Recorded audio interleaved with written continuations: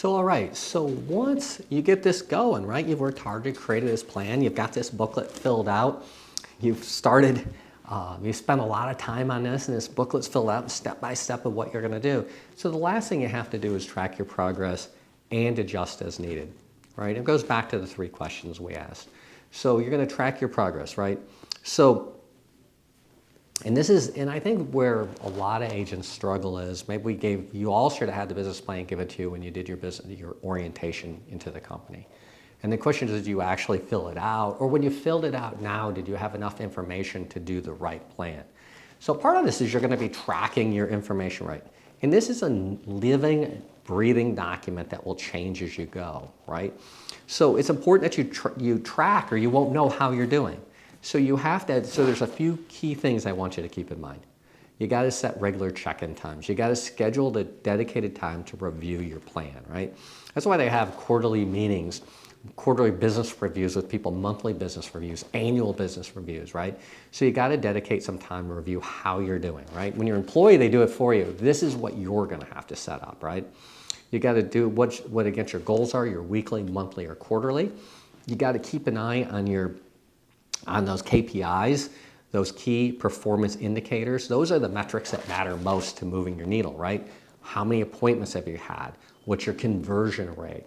Your average sale price. I mean, sometimes what's the big deal about the average sale price?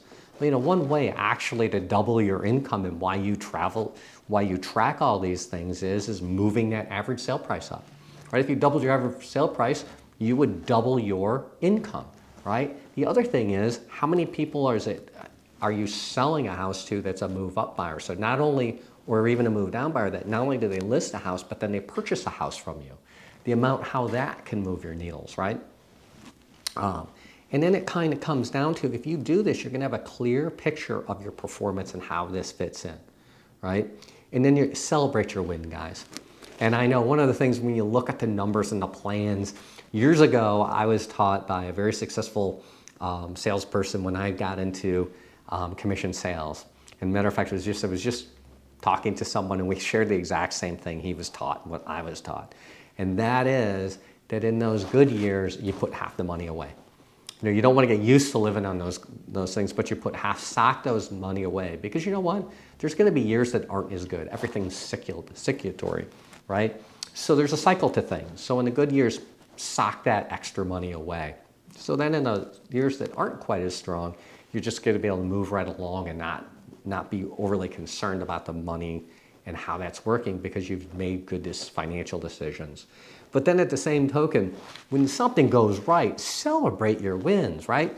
Blow a little money on yourself. Do something that's going to make you feel good that all this hard work will do. So blow something on your family. That's what I always did. And then the other thing is, don't be afraid to pivot, right? Don't be afraid to pivot.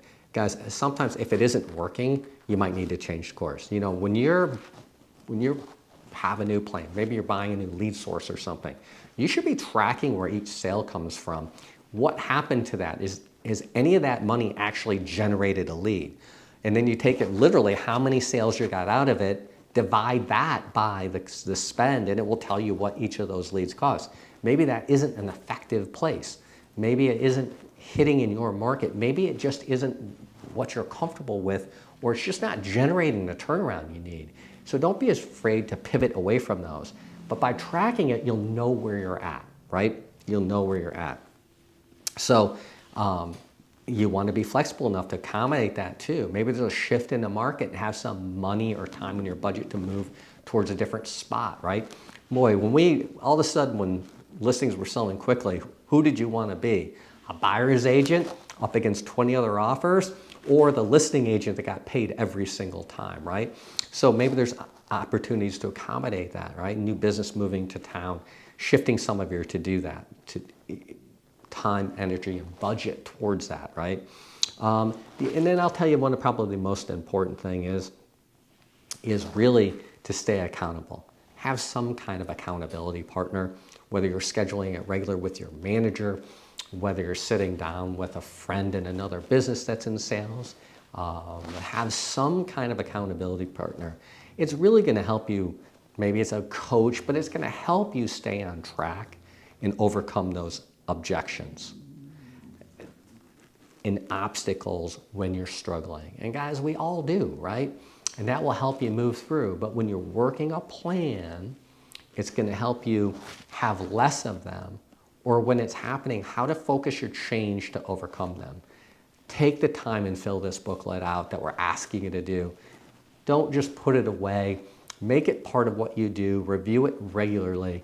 Make changes. Be flexible, and you will be surprised at how well you can do in this business. We're going to kind of close a little bit with those 3 most important questions. And again, do you have a plan? Do you actually have a plan, right? Because every entrepreneur, every business owner has a plan. Then does the plan work? Is it helping you accomplish the goals? And then next are you working the plan? Because this is the thing, yeah, the perfect plan. It can work, but the question is, are you working a plan? Are you doing the hard work? Are you, I've talked about learning the craft. People always say, what's the most important thing you can do to succeed other than the plan is? It's learn your craft.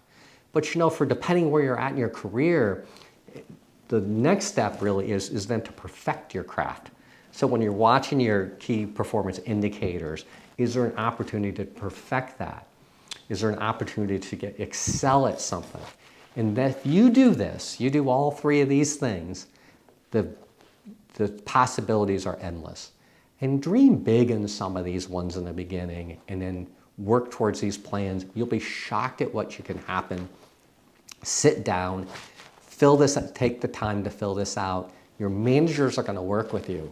I can't tell you exactly what to do here because each one of you are different. Sit with your manager and think this thing through. Maybe after this class tonight or today when you're taking it and filled that out, set an appointment for a week later to sit down with them and help them fine tune it. Find an accountability partner and share it with them. Have them help you fine tune it. Maybe it's not even in this industry, but someone that knows you well and understands sales or business planning. Guys, with this, it's amazing what you'll be able to accomplish. Please take the time to do it. I'm looking forward to all your success.